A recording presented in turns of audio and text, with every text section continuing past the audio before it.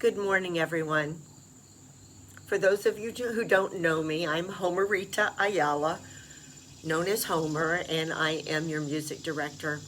And today, in the absence of Essie, I'm going to be presenting the sermon. And there was something that just came to mind, and that had to do with masks. So today's sermon is Take Off Your Mask. We refuse to wear masks and play games. We don't maneuver and manipulate behind the scenes. Rather, we keep everything we do and we say in the open. That is actually a different version of 2 Corinthians 4:2 today that I'm going to be talking about.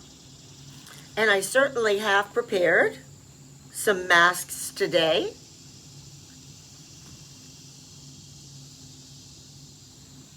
I don't know about you, but if someone had told me 6 months ago that we would still be wearing masks in August, I would say they were probably crazy. And one of the things about wearing the masks was not that I didn't believe we needed to do it, but I couldn't find a mask that represented me. And I certainly wasn't going to turn to one of those white surgical masks. So I immediately went to Amazon, looked to see what I could find that I thought might represent me, and lo and behold, I found a gator, what they call the ski masks. And I liked it because it had really cool colors in it. Well, it was only a 3-week wait on Amazon to get it, and it was about a 4-month wait to get any other kind of mask. Well, of course, I got that, and I felt semi-okay with it, and still, till I went out and had to wear that for 3 and 4 hours at a time, and my neck would get stiff. So I said, there's got to be a better way. So on my recent trip to Key West, I found the mask that I thought best represented me, and that was the turtle. But then that wasn't enough, because sometimes I'm not in a turtle mood. I'm in more of an artistic mood, so I wanted the Van Gogh. And now I have a full collection of masks.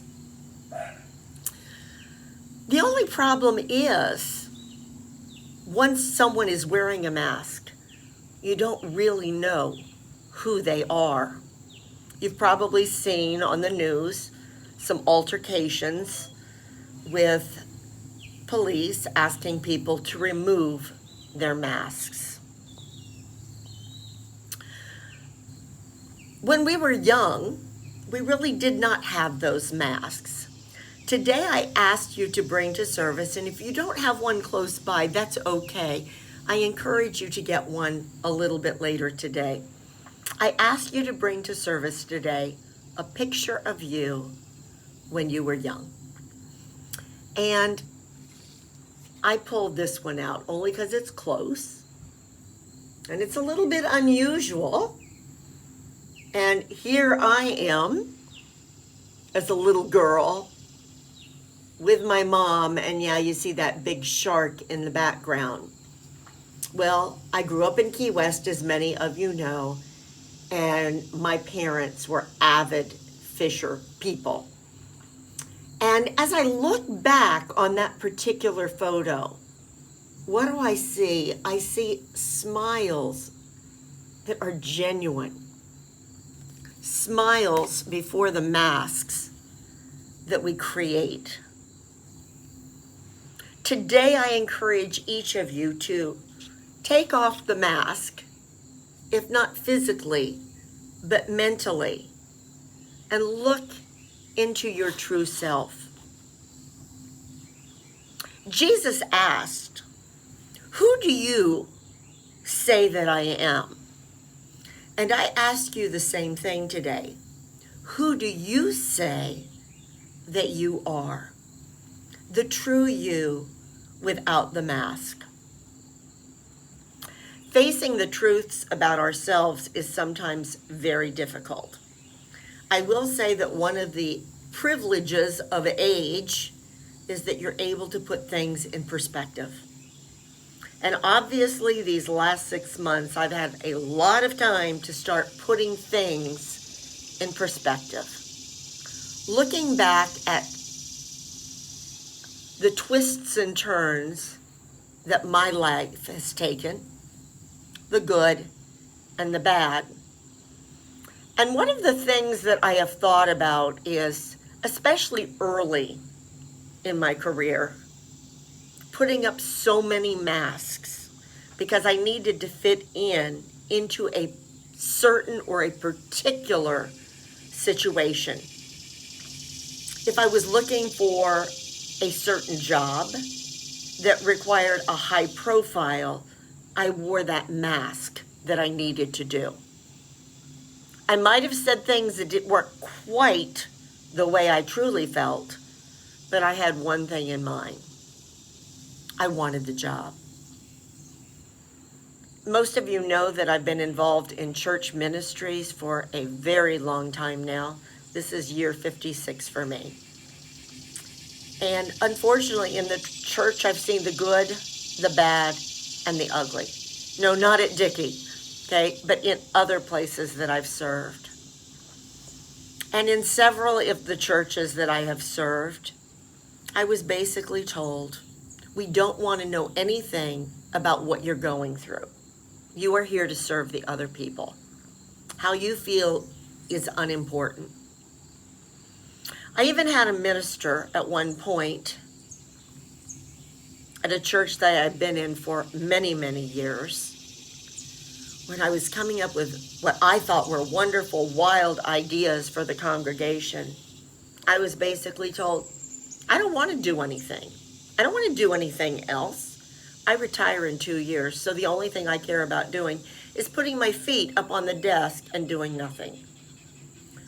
We'll talk about a shutdown. This is the church. This is the place that we should be able to remove the masks.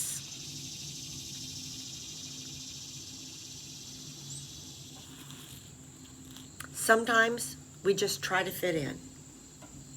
I'm going to ask you to just think for a moment about a time, maybe you aren't too proud about it now, but something you did or something that you said just to fit in to the situation that you were in at that moment. And I'm just going to pause for a moment and let you think of that time.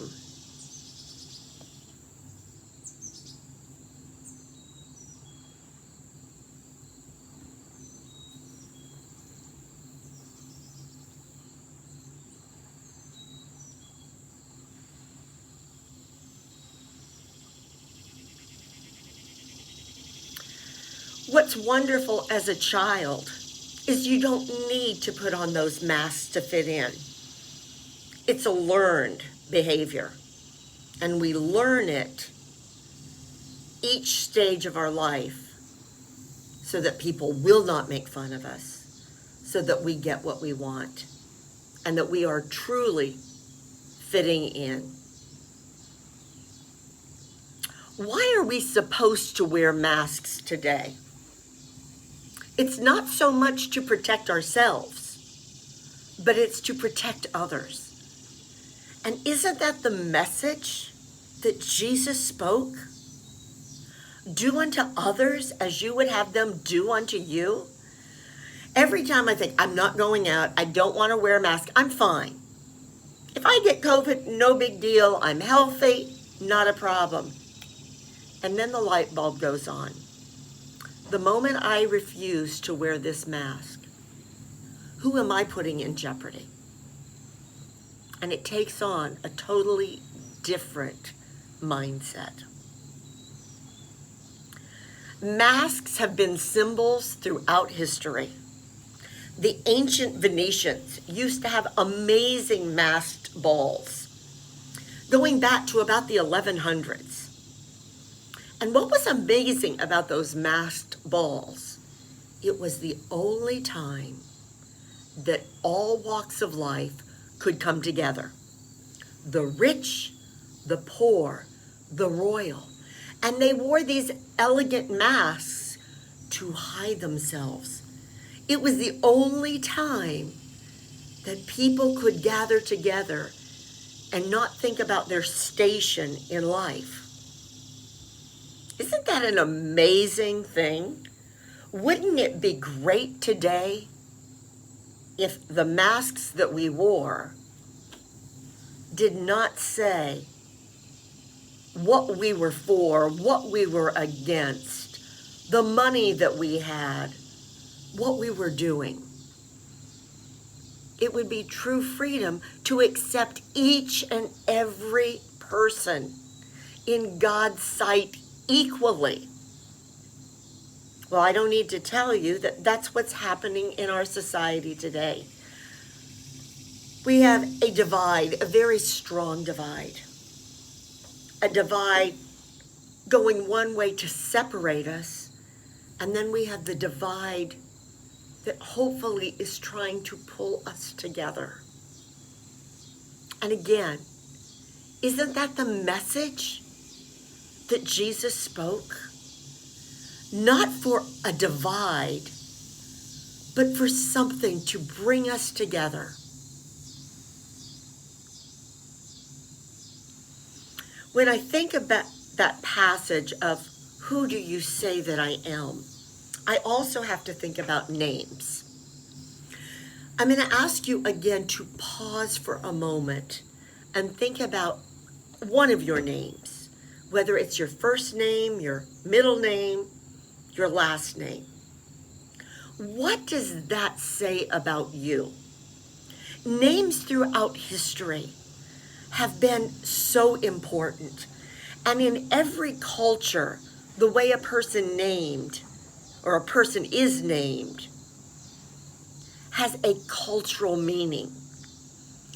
Many Latinx people have 3, 4, 5, even 6 names because they want to include a mother's maiden name, possibly a grandmother's maiden name. And all of those things come together to express who a person is. One name sometimes isn't sufficient. Think about the different names of God. Yahweh. Not just God. My own name, as I think some of you know, it's a very unusual name. It's Homerita Maria Ayala. My dad was Homer, okay? They wanted a boy. Homer is a pretty strange name for a girl. So what did they add? They added the ending, the Spanish ending, meaning little, either ITA or ETTA. So literally my name means Little Homer. So no matter what age, I will carry on that name of my family. My middle name, Maria, is the name of my grandmother, a true saint in the world. I never remember my grandmother ever raising her voice. I wish I could have received that aspect of her behavior. And the last name, obviously, that I took for my husband, Joe, that has a very, very long history in it as well. Think about your name. What is the meaning of your name? When we were going through the adoption process with Boz,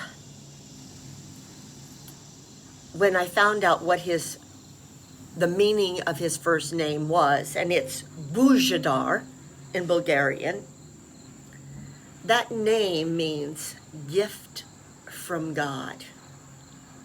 The moment that I realized that, who do you say that I am?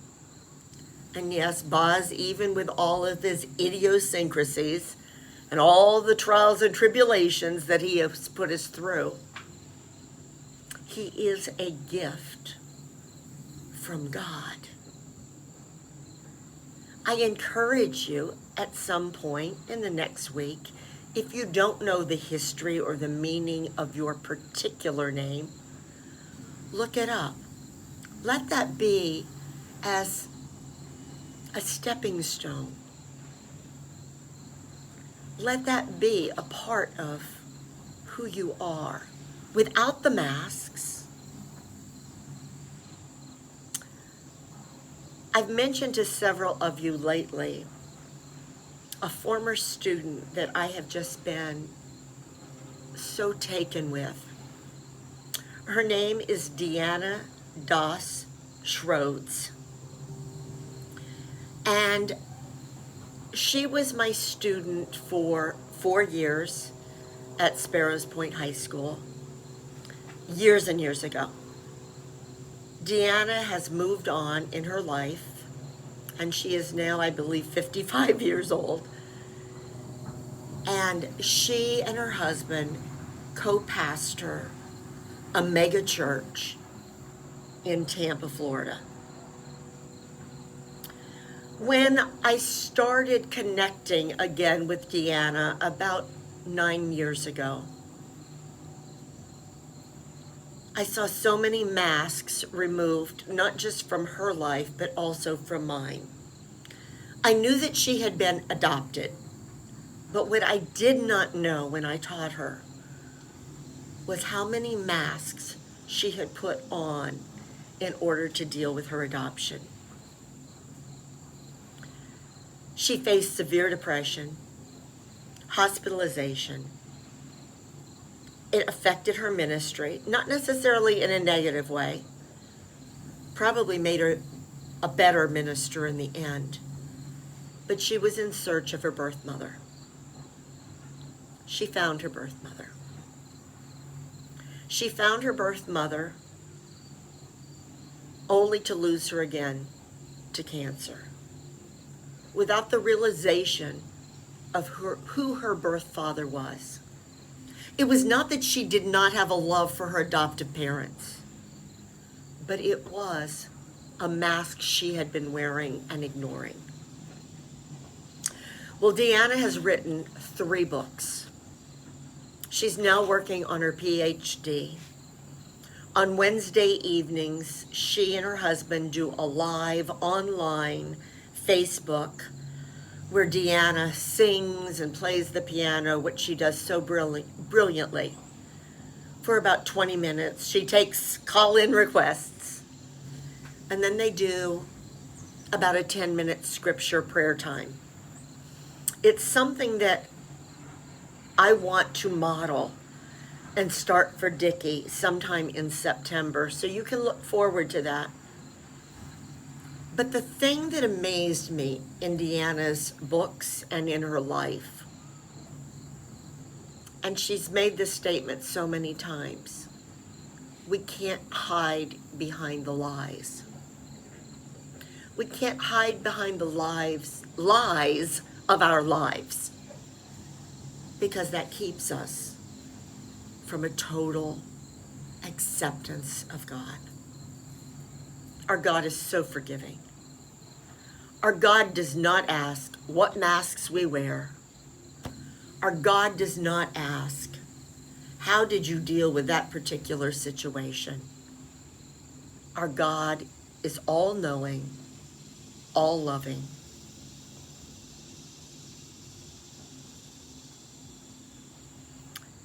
Each time you put on your mask and you go out into public, I want it to be a symbol or a representation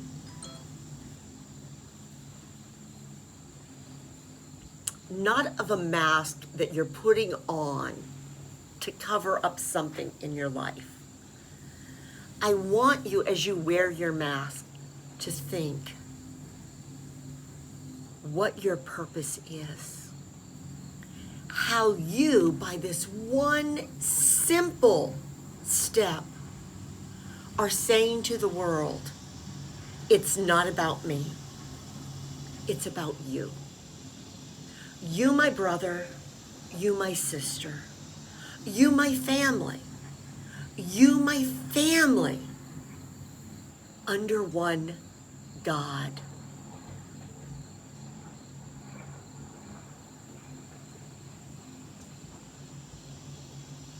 May you go forth today and remember that. Jesus saw through the masks. He saw through the mask of Judas. He can see through the masks that lie within our heart. Take off that mask today.